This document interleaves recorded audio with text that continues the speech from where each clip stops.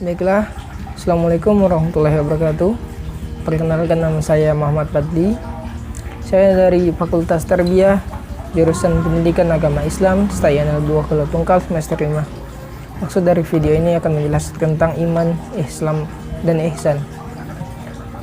Untuk menyelesaikan tugas akhir dari Dr. Nur Habibullah, Magister Pendidikan Agama Islam, salah satu dosen di Stayanal 2 Kuala Tungkal. Terima kasih. Langsung saja, bismillahirrahmanirrahim. Ihsan adalah kesempurnaan atau yang terbaik adalah seorang yang menyembah Allah seolah-olah ia melihatnya. Jika ia tidak mampu membayangkan melihatnya, maka orang tersebut membayangkan bahwa sesungguhnya Allah melihatnya dari segala perbuatannya. Ihsan adalah lawan dari is'ah, perbuatan kejelekan, yaitu seorang manusia mencurahkan kebaikan dengan menahan diri dan mengganggu orang lain. Curahkan kebaikan kepada hamba-hamba melalui harta, ilmu, kedudukan, dan badannya. Hadis pemberitaan tentang ihsan diriwayatkan dari dalam Sahih Muslim dari Umar bin Khattab dari riwayat Abu Hurairah.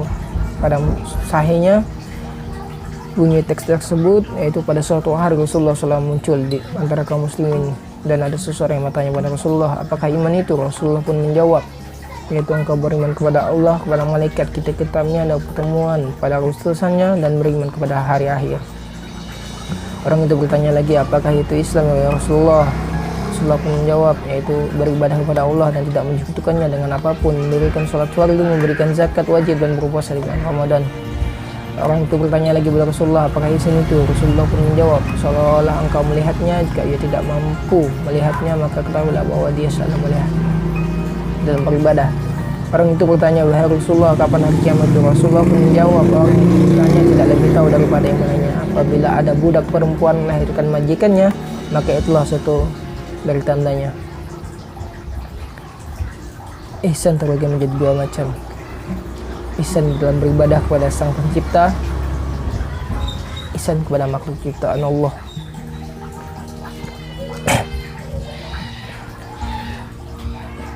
Berbuat ihsan kepada makhluk ciptaan Allah dalam 4 hal, yaitu harta, yaitu dengan cara berinfak, bersedekah, dan mengeluarkan zakat. Jenis perbuatan ihsan dengan harta yang paling mulia adalah mengeluarkan zakat karena dia termasuk dari dalam rukun Islam. Kemudian juga nafkah yang menjadi kewajiban kepada orang-orang yang menjadi tanggung jawabnya, seperti istri, anak, dan orang tua.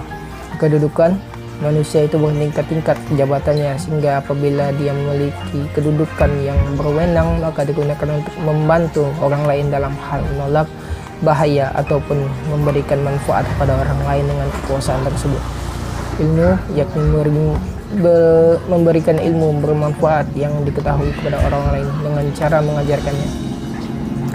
Badan, yakni menolong seseorang dengan tenaganya, membawakan barang-barang orang yang berkeberatan, mengantarkan orang untuk menunjukkan jalan, dan ini termasuk bentuk sedekah dan bentuk ihsan kepada makhluk Tuhan. Sisi pertanyaan tentang iman, Islam, dan ihsan. Bagaimana cara menyimbangkan iman, Islam, dan Islam? Jawabannya adalah, barang siapa yang bertasawuf tanpa fikih, maka akan menjadi zindik. Barang siapa yang berfikih tanpa tasawuf, maka akan menjadi fasik. Dan barang siapa yang mengamalkan keduanya, maka akan mencapai hakikat. Ustadz Galih mengatakan, meskipun penisbatan ucapan atau kutipan tersebut kepada Imam Malik masih diperbincangkan, namun maknanya memang adanya. Ketika orang bertasawuf namun tidak mempunyai pengetahuan tentang fikih, maka akan menjadi zindik. Ia akan seenaknya dalam meninggalkan sholat karena mereka sudah dekat dengan Allah. Begitu juga dengan orang yang tahu fikih namun tidak bertasawuf, orang itu akan bermudah-mudahan dalam menjalankan syariat. Sholat asal-asalan yang penting sah. Intinya Islam, iman, dan Islam adalah suatu kesatuan yang dinamakan agama Islam. Semuanya berjalan dengan beriringan, barang yang tidak bisa dipisahkan. Coba jelaskan apa yang kita dapatkan dengan mempelajari tentang iman dan ihsan. Kita akan lebih sempurna menjadi seorang muslim. Karena seperti yang dijelaskan di atas tentang kaitannya iman, Islam, dan ihsan adalah suatu kesatuan yang tidak dapat bisa dipisahkan. Bagaimana kita mencapai tingkatan ihsan? Teruslah belajar, jadikan 3 pelajaran yang penting dalam agama, yaitu fikih, tauhid, dan tasawuf menjadi pondasi kita, dan jadikan diri kita sebagai mukmin yang sejati dalam perkara amal perbuatan ataupun ibadah kepada Allah.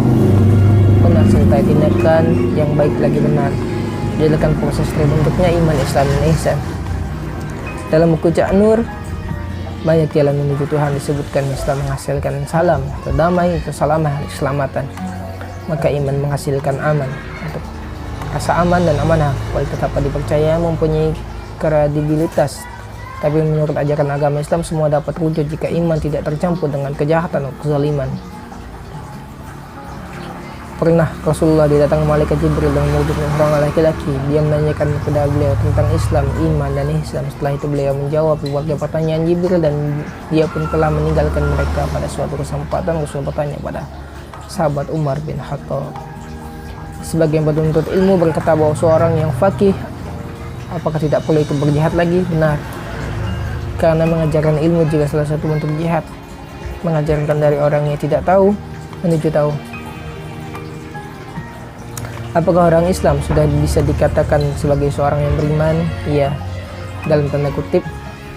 Dia melaksanakan sebagai segala perintah Allah dan menjauhi larangannya sesuai dengan syariat agama, fikih, tasawuf, dan tauhidnya benar, dan dia menjalankan dengan ikhlas. Jalankan manisnya iman, Islam, dan ihsan.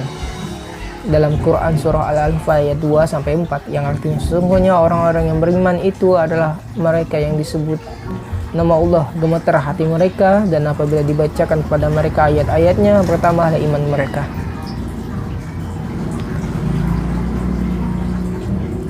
Bagaimana perjuangan Nabi Muhammad meyakinkan iman untuk umat beliau?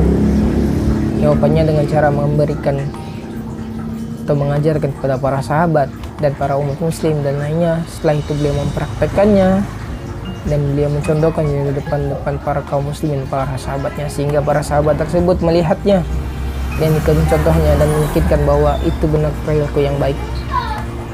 Sebutkan termasuk ibadah mahdah. Ibadah mahdah yang termasuk adalah wudu, tayamum, puasa, sholat, mandi, hadis, haji, umroh.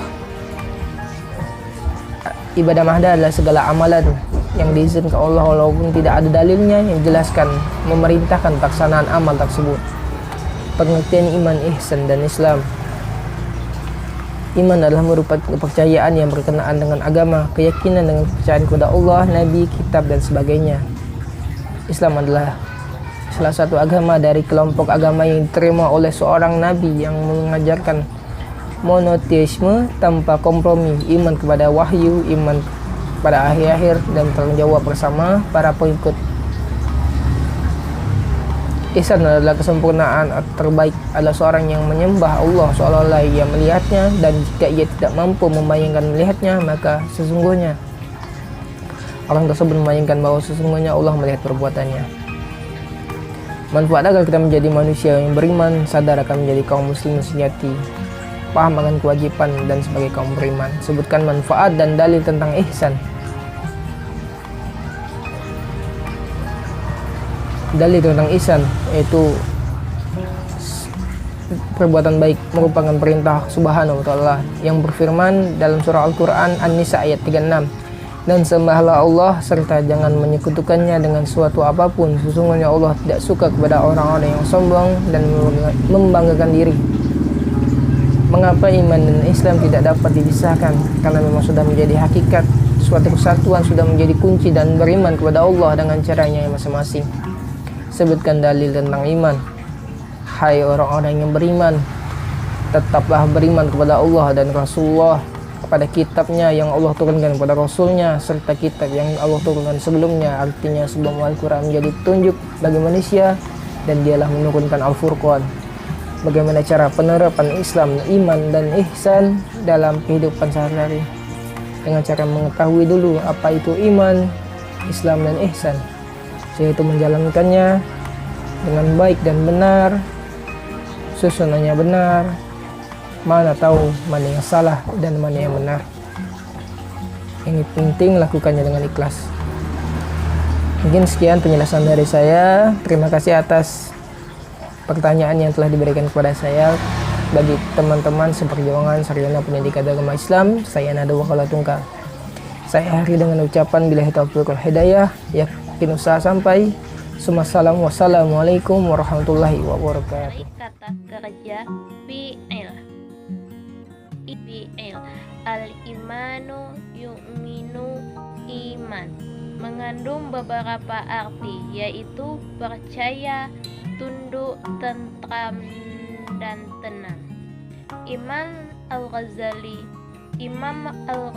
mengartikan dengan yaitu pembenaran. Menurut Syekh Muhammad Amin Al-Qurdi, iman ialah pembenaran dengan hati.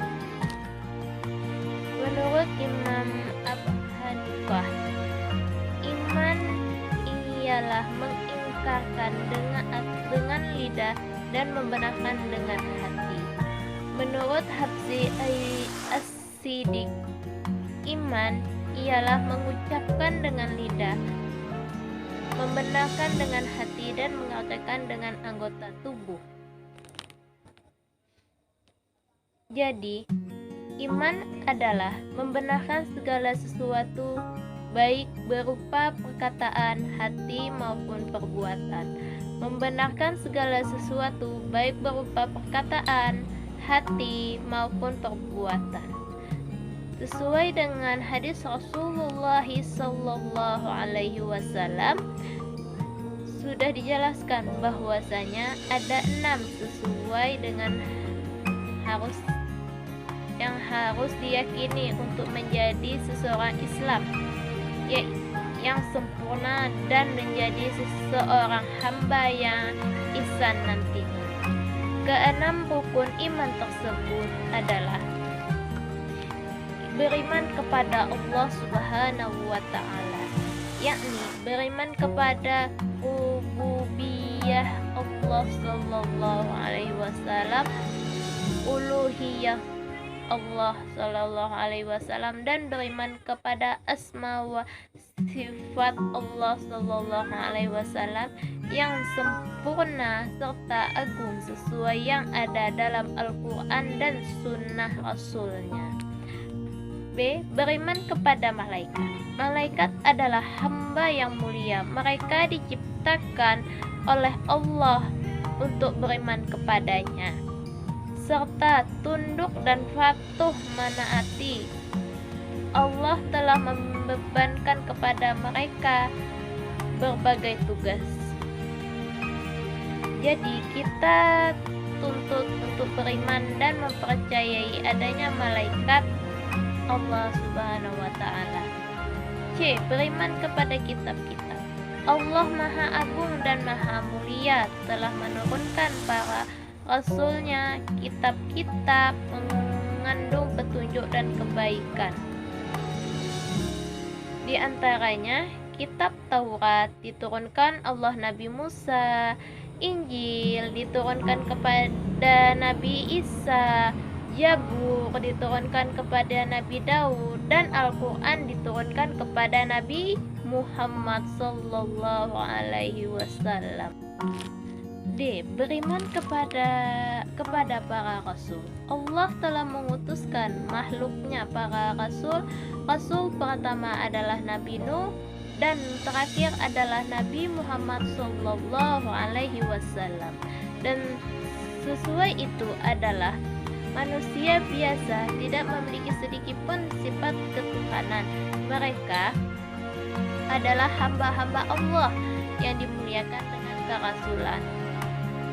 E. Beriman kepada hari akhir, yaitu hari kiamat. Tidak ada hari lagi setelahnya, ketika Allah membangkitkan manusia dalam keadaan hidup untuk kekal di tempat yang penuh kenikmatan atau di tempat siksaan yang amat pedih. D. Beriman kepada takdir atau ketentuan Allah. Takdir artinya itu bahwasanya Allah telah mentakdirkan yang ada dan menciptakan seluruh makhluk sesuai dengan ilmu-ilmunya yang terdahulu. Yang kedua tadi sesudah iman, Islam. Kata Islam berasal dari bahasa Arab, adalah bentuk masdar dari kata kerja Islam, yaitu secara etimologi mengandung makna sejahtera, tidak cacat, dan selamat. Seterusnya, kata sal atau slim mengandung arti kedamaian, kepatuhan, dan penyerahan hati. Secara istilah, Islam dapat dikemukakan oleh beberapa pendapat. 1. Imam Nawawi,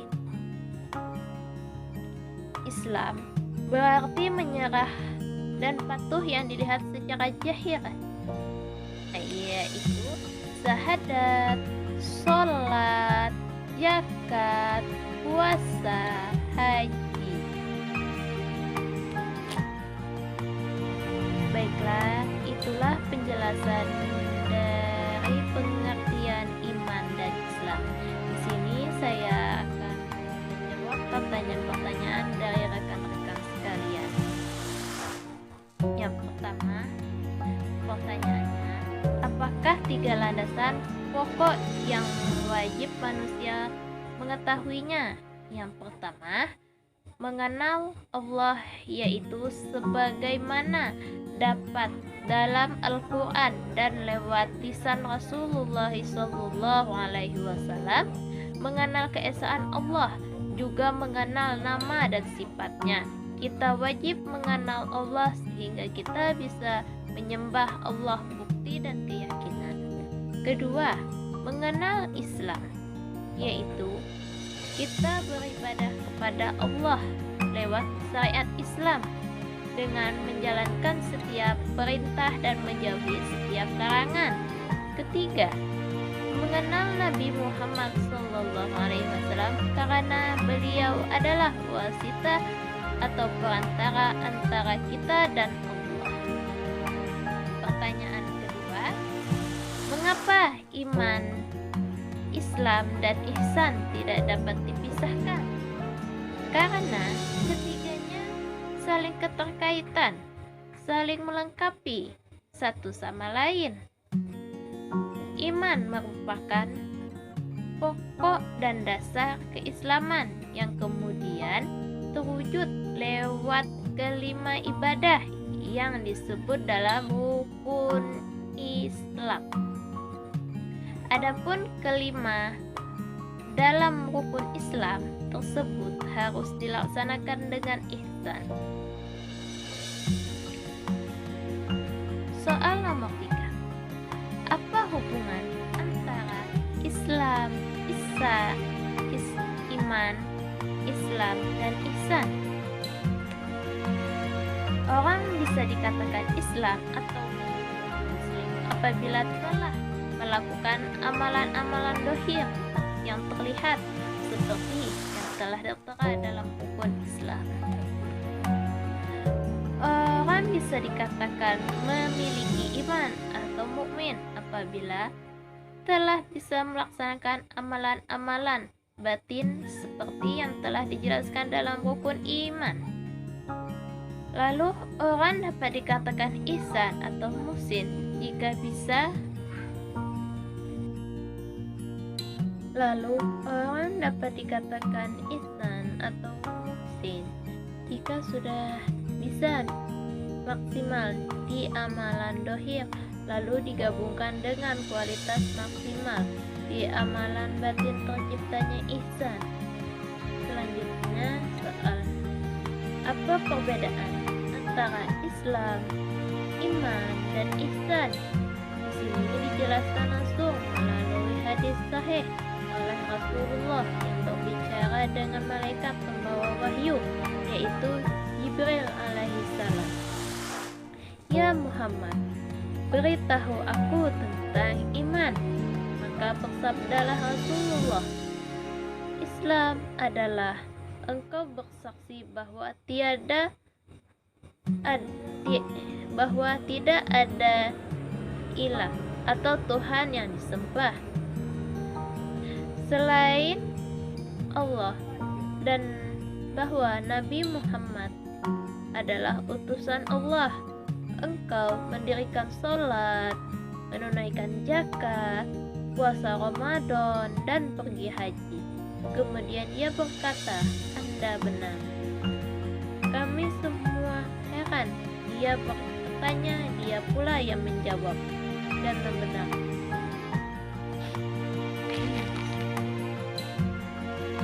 Kami semua heran. Dia yang bertanya, dia pula yang membenarkan. Beritahu aku tentang iman. Lalu beliau bersabda, engkau beriman kepada Allah, malaikat-malaikatnya, kitab-kitabnya, dan rasul-rasulnya, dan hari akhir. Dan engkau beriman kepada hari akhir, yang baik maupun yang buruk. Kemudian dia berkata, Anda benar.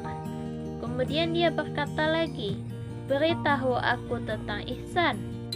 Lalu beliau bersabda, ihsan adalah engkau beribadah kepada Allah seakan-akan engkau melihatnya. Jika engkau tidak melihatnya, maka dia melihat engkau. Soal selanjutnya, manakah yang lebih dahulu, iman atau Islam? Rasulullah SAW membedakan antara penamaan Islam dan iman.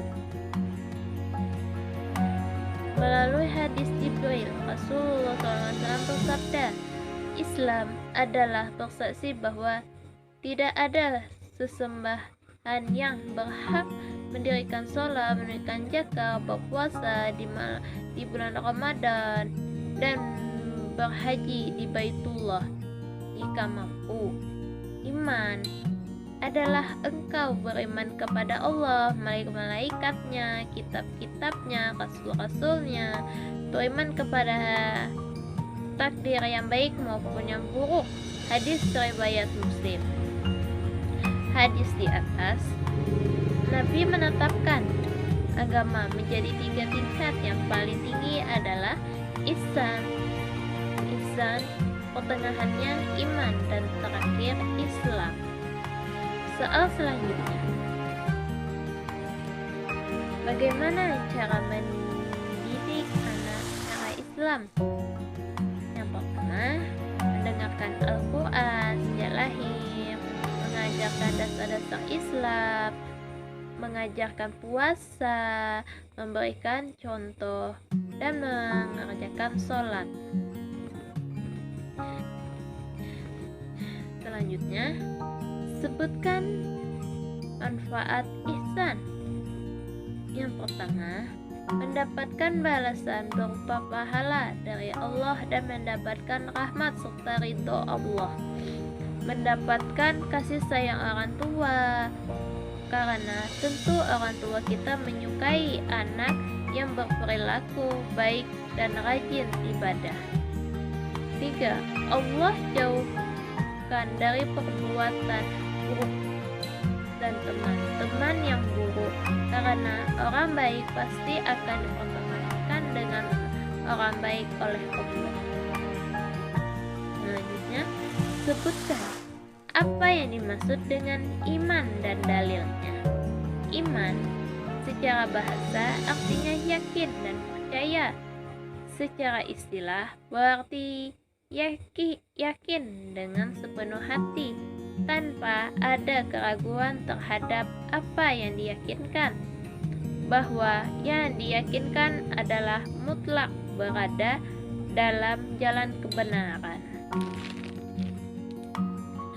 Dalil Quran Surah Al-Baqarah ayat 3, yaitu mereka yang beriman kepada yang gaib, yang mendirikan sholat, dan menafkahkan kebahagiaan rezeki yang kami menganugerahkan kepada mereka. Soal selanjutnya, apa faktor yang mempengaruhi seseorang tidak beriman yang melenceng dari ajaran Islam? Yang pertama tadi, kebodohan, kelalaian, masih maksiat dan dosa, tidak mampu menahan hawa nafsu.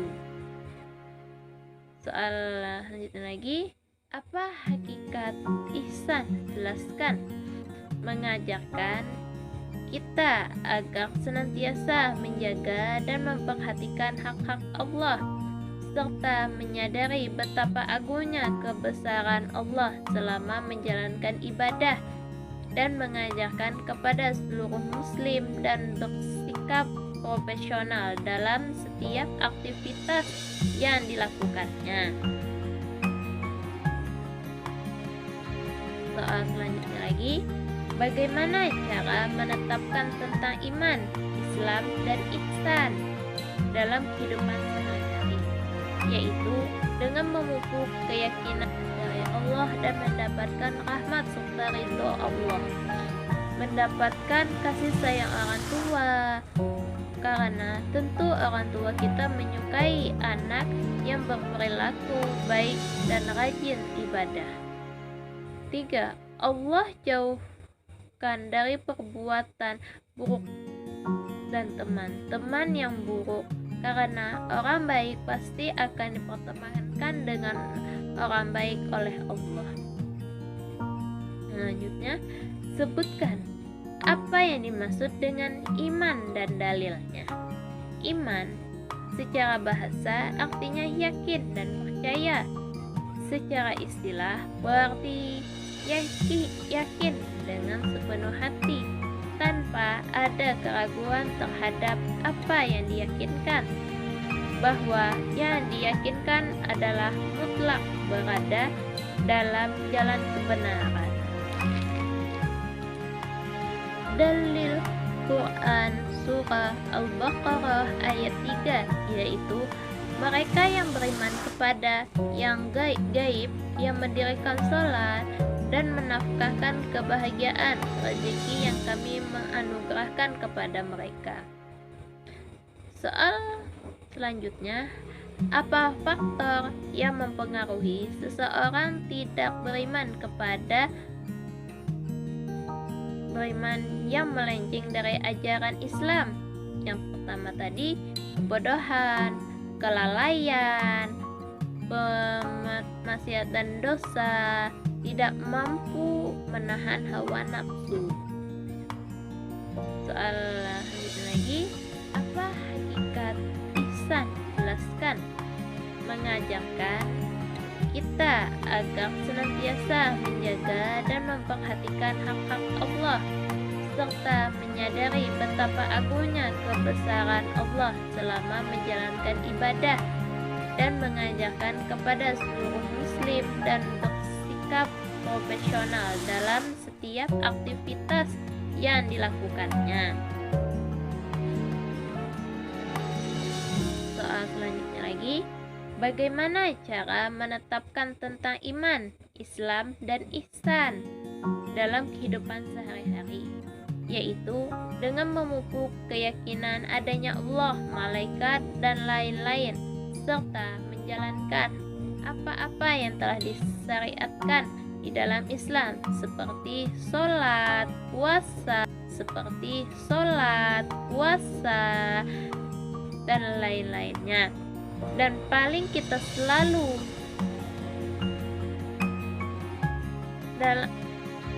penting ialah bahwa kita tetap berpegang pendirian bahwa kita selalu dalam pengawasan Allah. Lagi, bagaimana cara agar keimanan seorang tidak goyah atau tidak bimbang? Lalu mengingat Allah Subhanahu wa Ta'ala, berwudu dan sholat tepat waktu, membaca Al-Quran secara setiap saat, selalu berzikir, bergaul dengan orang beriman.